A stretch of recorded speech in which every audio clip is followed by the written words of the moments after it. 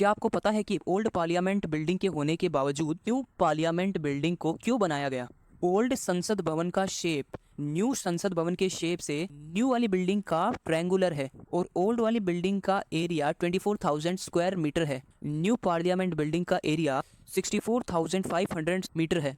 Old parliament building के अंदर लोकसभा के सीट्स 543 हैं। न्यू पार्लियामेंट बिल्डिंग में लोकसभा के सीट्स 888 हैं। ओल्ड पार्लियामेंट बिल्डिंग में राज्यसभा के सीट्स 245 हैं। न्यू पार्लियामेंट बिल्डिंग में राज्यसभा की सीट 384 हैं। पार्लियामेंट का बिल्डिंग का इनॉग्रेशन डेट 18 जनवरी 1927 है। न्यू पार्लियामेंट बिल्डिंग का इनॉग्रेशन का डेट 28 मई 2023 है। और ये आप दोनों का मैप देख सकते हो स्क्रीन पर। दोनों के कंपैरिजन आपकी स्क्रीन पर हैं। पुरानी पार्लियामेंट बिल्डिंग ऑलमोस्ट 100 साल पुरानी हो गई थी। उसमें कई इश्यूज थे। अर्थक्वेक के मामले में आउटडेटेड, फायर सेफ्टी के मामले में may be outdated, technological innovation जैसे CCTV, audio visible system, air condition, इन सब मामले में भी आउटडेटेड, डिजिटलाइजेशन के मामले में भी आउटडेटेड, यानी कि मोस्टली काम फिजिकल पेपर्स पे ही होते हैं। और वर्क स्पेस के मामले में भी आउटडेटेड, जिससे पार्लियामेंट का काम इफेक्टिवली नहीं हो पा रहा था। न्यू पार्लियामेंट बिल्डिंग का शेप ट्रायंगुलर है और ट्रायंगल को ज्योमेट्री में सैक्रेट यानी कि शुद्ध माना जाता है और इसीलिए ही इसको ट्रायंगल नहीं बनाया गया है, बल्कि ट्रायंगुलर शेप में होना सिर्फ इफेक्ट यूटिलाइजेशन ऑफ स्पेस ही नहीं होता, बल्कि ये एक पावरफुल कंट्री का वाइब भी देता है।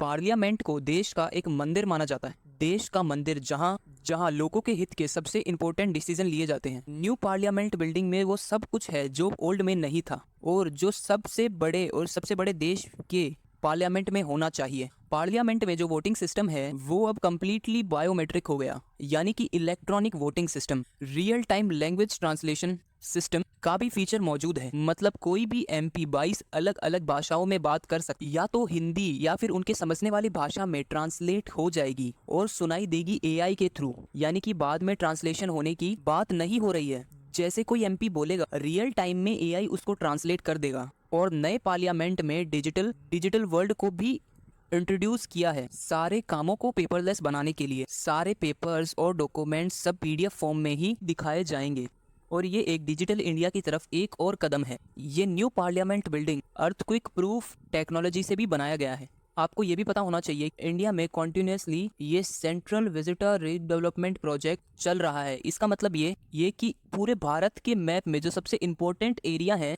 उनको रीडेवलप्ड किया जाएगा, जो कि देश का छवि माना जाता है एक तरीके से। जो कि ये नेशनल एडमिनिस्ट्रेशन एरिया है 3 किलोमीटर का, यानी कि राष्ट्रपति भवन से लेकर इंडिया गेट तब इस एरिया को पूरे को रीडेवलपमेंट की करने की प्लानिंग की गई थी साल 2019 में, जिसमें से न्यू पार्लियामेंट बिल्डिंग बन चुका है, जिसमें से न्यू ऑफिसेज भी बन चुके हैं प्राइम मिनिस्टर और प्रेसिडेंट के, और बहुत सारे गवर्नमेंट ऑफिसेज को एक नया शेप मिलने वाला है, जिससे कि जो इंडिया की पूरी इमेज है वर्ल्ड में जो किसी भी और कंट्री से कम ना हो। इंफ्रास्ट्रक्चर के मामले में इस सेंट्रल विजिटा रीडेवलपमेंट प्रोजेक्ट को 20,000 करोड़ रुपए का एस्टिमेटेड अलॉट किया गया था और जनवरी 2021 में सुप्रीम कोर्ट ऑफ इंडिया ने भी इसकी मंजूरी दे दी थी। ओल्ड पार्लियामेंट बिल्डिंग की बात करें तो ऑलमोस्ट 100 साल पुरानी बिल्डिंग नए टेक्नोलॉजी के एडवांसमेंट्स को सूट नहीं करता, जैसे एआई, आर्टिफिशियल इंटेलिजेंस और बाकी मॉडर्न टेक्नोलॉजी और नॉर्मल बेसिक सेफ्टी की चीजें, जैसे इमरजेंसी फायर सेफ्टी के मामले में तो सारे सेफ्टी रिक्वायरमेंट्स को ओल्ड पार्लियामेंट बिल्डिंग पूरा नहीं कर रहा था और old parliament building over utilised हो रही थी और अपनी कैपेसिटी से ज्यादा 100 साल और वक्त के साथ काम और लोग बढ़ते गए उस ऑफिस में, लेकिन बिल्डिंग वही पुरानी और वही डिफरेंसेस थे न्यू पार्लियामेंट बिल्डिंग को बनाने के लिए और हमारे ओल्ड पार्लियामेंट बिल्डिंग के बीच में, और यही रीजन था न्यू पार्लियामेंट बिल्डिंग को बनाने का।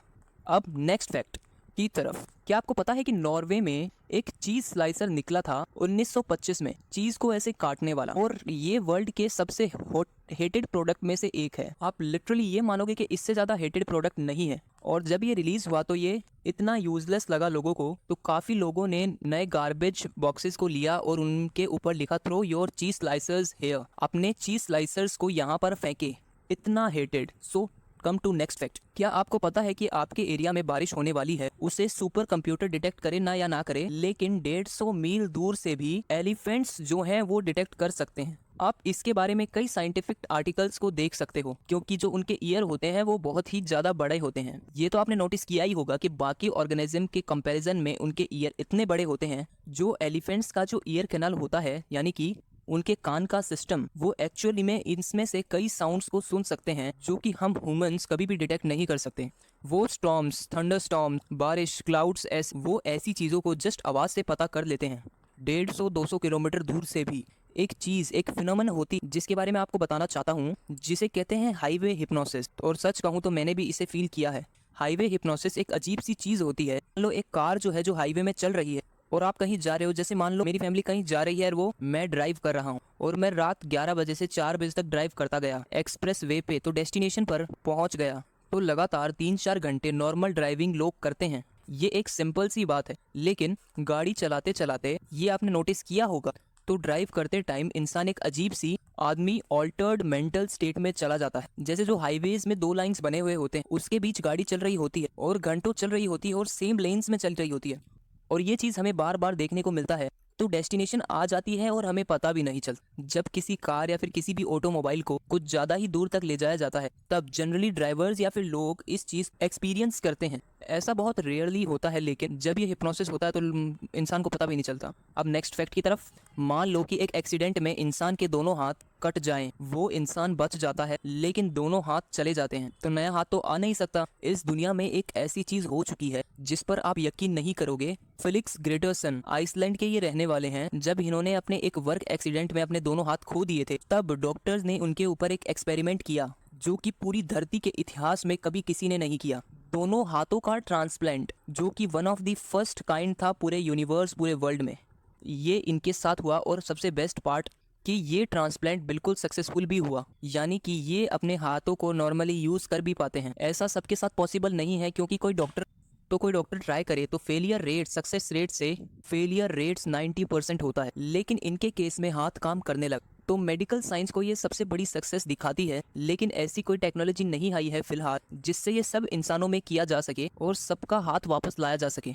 ऐसा तो फिलहाल नहीं हुआ है, लेकिन एक इंसान में भी हुआ है, तो ये बहुत बड़ी बात है। अब नेक्स्ट फैक्ट, इस चीज़ को ध्यान से समझना। एक एवरेज इंसान के जितने भी सर्वेज हुए हैं, उसमें ये पता चला है कि नॉर्मली एक इंसान का 8 से 9 क्लोज फ्रेंड्स होते हैं। फ्रेंड्स होते हैं 20 से 30, उसमें से क्लोज्ड 8 से 9 होते हैं, और 3 से 4 में उनके साथ अच्छी बॉन्डिंग होती है। और बेस्ट फ्रेंड तो ऑफकोर्स एक ही होता है, लेकिन बात यह है कि इस अर्थ पर ऑलमोस्ट 8 बिलियन पीपल्स रहते हैं, 800 करोड़ लोग, कि एक डीप बॉन्डिंग 10 इंसान में से एक सिंगल इंसान डीप बॉन्डिंग नहीं कर पाता है। ये चीज़ हमारी सोसाइटी की एक अजीब सी चीज़ को दिखाता है कि करोड़ों लोगों के होने के बावजूद भी एक इंसान के 10 क्लोज फ्रेंड्स भी नहीं हो पाते। मैं अपने आप को लकी मानता हूँ कि जो जितने भी लोग इस सब्सक्राइब बटन को दबाए हो, वो मेरे क्लोज फ्रेंड्स हैं।